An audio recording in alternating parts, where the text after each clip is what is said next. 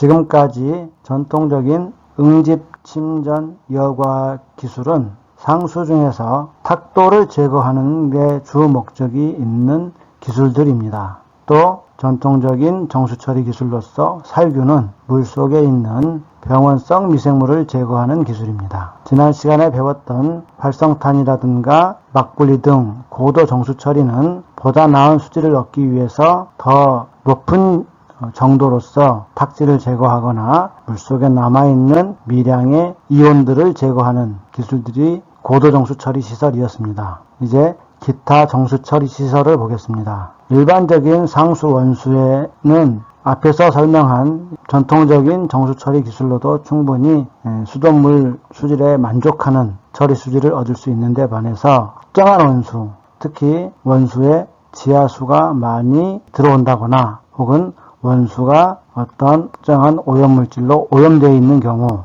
이럴 때 기타 정수처리 시설이 들어가게 됩니다. 어떤 물질이 들어있느냐에 따라서 제거 기술도 각각 달라집니다. 몇 가지만 살펴보겠습니다. 첫 번째, 철 제거입니다. 철은 물속에서 이온 상태로 존재합니다. 다행히 철은 산소로 산화시키면 쉽게 산화 처리되어 제거할 수 있습니다. 그리고 이 철은 단순히 포기를 하면 산화될 수 있는데, 여기서 포기라 하면 에어레이션, 즉 물속에 공기방울을 강제로 투입하는 것을 말합니다. 철 이온은 포기시키면 산화돼서 플럭 침전이 형성되고 침전지 혹은 여과지에서 제거할 수 있습니다. 철 제거 방법으로 살수 포기 또는 다단탑 포기 등이 있습니다. 철 중에서도 이탄지 등 높은 색도수와 철이 공존하는 경우에는 이 철 성분이 이탄지의 고분자 유기물질과 복합체를 형성하고 있는 경우가 많습니다. 이러한 경우에는 철이 유기물과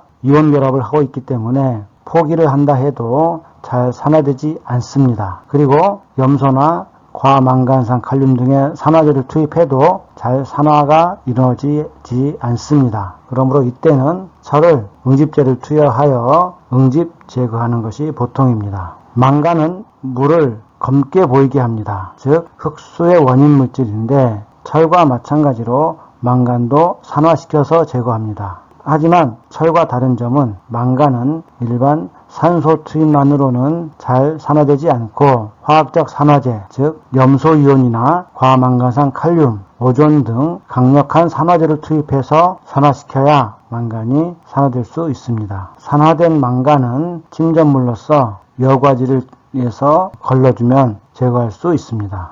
원수 중에 BOD 성분, 즉 유기물이 많은 경우에는 미생물을 이용한 산화법으로 제거할 수 있습니다. 사용하는 방법은 회전 원판법, 즉 RBC 또는 접촉 여상법 등이 있는데, 이들 방법은 주로 하수 처리에서 사용하는 방법으로서 나중에 하수 처리 기술에서 일부 이 방법을 배우게 됩니다. 원수 중에 암모니아성 질소가 있으면 제거해야 합니다. 암모니아성 질소의 먹는 물 수질 기준은 0.5mg/L 이하입니다. 물속에 암모니아가 있는 경우 과거에는 전염소 처리를 하여 제거할 수 있었습니다. 전염소 처리라는 것은 살균에 사용되는 염소를 처리 전, 즉 응집 침전 이전에 염소를 투입하는 시설을 말합니다. 염소를 투입하면 암모니아 대 염소의 비율이 1대 7.4, 실질적으로는 1대 10 정도의 비율로 염소를 투입하면 파과점 염소주의법의 원리에 의해서 암모니아를 제거할 수 있습니다. 하지만 암모니아가 있으면서 동시에 원수 중에 부식질이 있는 경우에는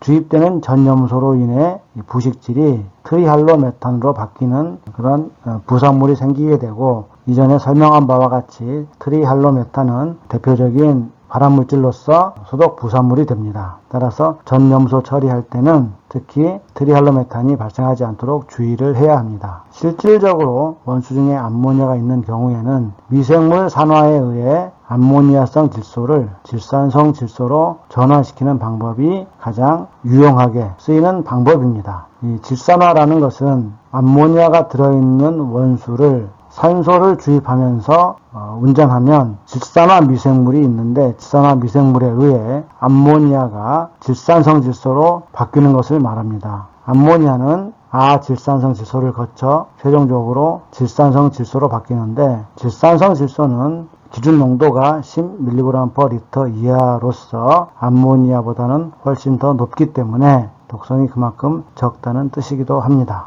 암모니아가 있는 경우는 주로 원수가 분변 또는 출산 폐수 등에 의해 오염되어 있을 가능성이 있기 때문에 그다지 원수로서는 적합하지 않은데, 불가피한 경우에는 산소를 공급하여 질산화시키는 것이 가장 현실적인 방법입니다.